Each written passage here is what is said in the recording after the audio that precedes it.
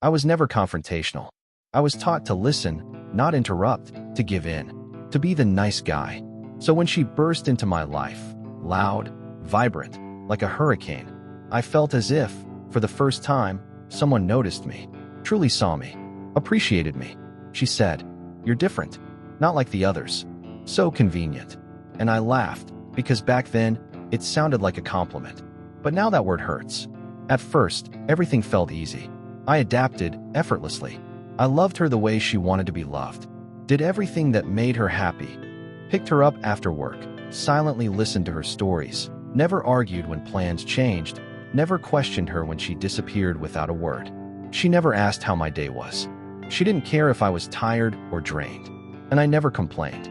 Because I loved her. Because if you love someone, you endure, right? When she needed support, I was there. When she struggled, I carried more. When she cried, I held her without asking why.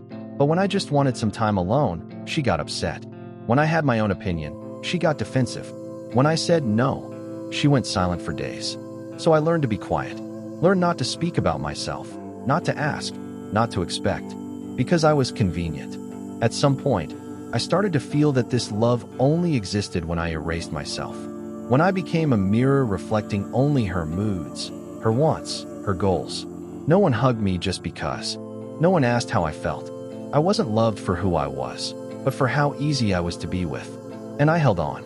Because love is about loyalty, about endurance, about for better or worse, right? But with each passing day, I became a shadow of myself. I woke up not recognizing my own thoughts. I laughed when it wasn't funny, agreed when it hurt, held her when I desperately needed to be held myself. And then, the strangest thing happened. She started saying I'd become boring, that I'd lost my spark, that I wasn't exciting anymore. I looked at her and didn't understand. This is what you wanted. You said, you're convenient. You're perfect. So what's the problem now?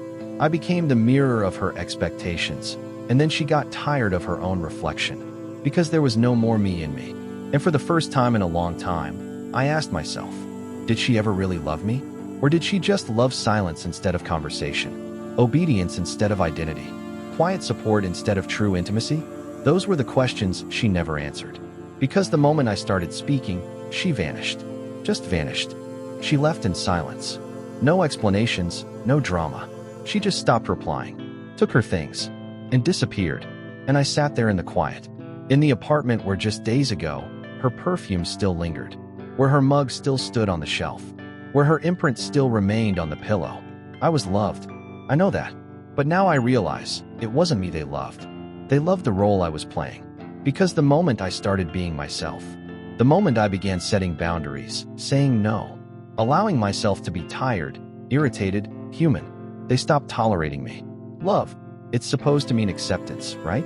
Not a contract with terms like, as long as you're convenient, you're mine. But if you become real, leave. I fell into that emptiness for a long time. Overanalyzed every detail. Wondered where I went wrong. But then I realized, I made only one mistake. I forgot who I was, and put her happiness above my own. I used to believe being kind meant always agreeing. That love was about sacrifice. That compromise meant staying silent when it hurt. But now I know, being kind doesn't mean being convenient. To love doesn't mean to disappear. And compromise without reciprocity isn't love.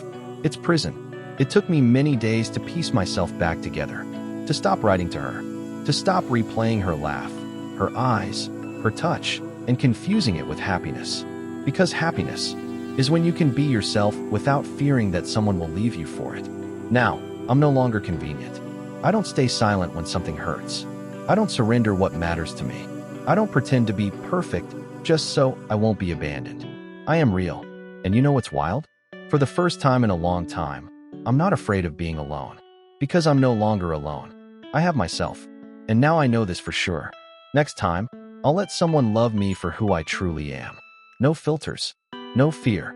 No masks. No more of that painful. I'm convenient, so I must be worthy of love. Because I'm worthy of love even when I'm inconvenient. Because I'm alive. And now, I'm free.